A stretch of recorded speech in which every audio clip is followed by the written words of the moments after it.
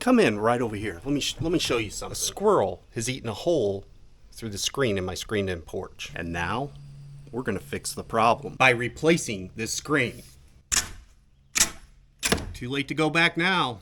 Let's get it done. This isn't just any normal screen. This is something called EZE Screen. The name says EZE Screen, but how easy is it really to replace one of these screens? Let's see if EZE Screen lives up to its name. What I can tell you is I really like this system. It's got some sort of metal frame that goes all the way around the opening for the screen. And then there's some sort of little trim piece on the outside that holds the screen in place. Now what you need for this project is some screen big enough to fill the opening that you have, obviously. I'm thinking you're gonna want some sort of pry bar, probably some scissors if you have to cut the screen down the length, or if we can just use some sort of razor blade. I've got both here just in case. Some sort of soft rubber mallet or something. I think we're gonna need this to pound the frame back in place. A tape measure and some painter's tape. I'm gonna show you what this painter tape is for here in just a minute. Now to start, I think we need to get this old screen out of here, and I think it just clips in with this frame piece here, this plastic frame piece.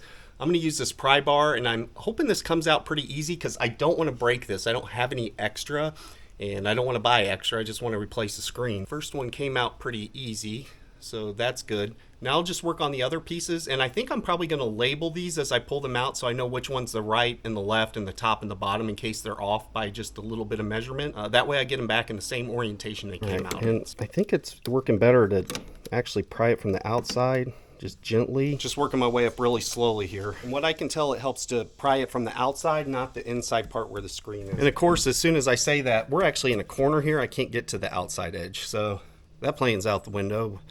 It didn't take long, did it? I did find if you do go from the inside, you really want to push your pry bar way up under there. You don't want to try to just get the edge because you might bend or break the plastic. And that actually seems to be working pretty good too. Got our screen out.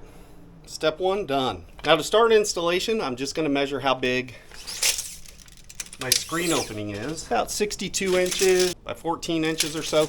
Now I'm not going to cut a screen that's exactly the size of this. I'm actually going to make it 3 or 4 inches bigger all the way around. So keep that in mind when you're buying your screen. But first, let's get a piece of screen cut to size. And this stuff cuts pretty easy with a pair of scissors. My wife taught me this trick when I'm wrapping her Christmas gifts, so glad that skill came in handy at some point. Oh God, now I gotta get out. Now there's those things on every project that nobody is ever gonna notice except for you. And deep down you know this, no one's ever gonna know. But every time you look at it, you're gonna know, and it's going to annoy you. This is one of those times for me. So I've got a couple of pieces of blue tape that I just kind of got ready to go, just like wrapping Christmas presents apparently. So what I'm gonna do is hold my screen up here at the top and just tape it in place on one corner like that. Now before I tape that other corner, what I'm gonna do is stretch this just a little bit, but I'm gonna make sure that the screen is going straight down this line here and that it's not crooked or cockeyed. All right, I've got it taped up. I've got it stretched pretty tight between that painter's tape. Now let's start reinstalling the frame around our EZE. So I've got the top piece of my frame, and you see here it's got a little groove in it that sandwiches the screen between that metal frame that's on our porch and this outer frame piece, and basically holds the screen in place. I'm just gonna get it lined up in the middle up there and just tap it in place. What I'm gonna do now that I have the top done is just really stretch this bottom. I'm sure someone out there knows how to do this better than I do, and you're gonna definitely let me know down in the comments. So now I need to put the edges on, and I don't think I want to pull this super tight in one direction. I think that just by adding the frame, it's going to naturally tighten it up, and I should be good to go. So let's see how that goes. All right, now put on the other side the same way. Now the only thing left to do is take a sharp razor blade. I like this little kind of a pocket knife razor blade deal, and just let's trim the edges off of the screen, get all this excess screen off of here.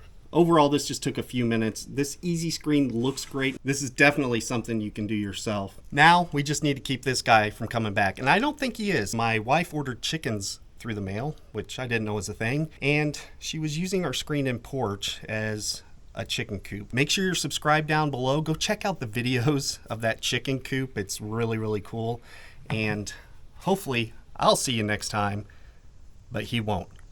Thanks for watching.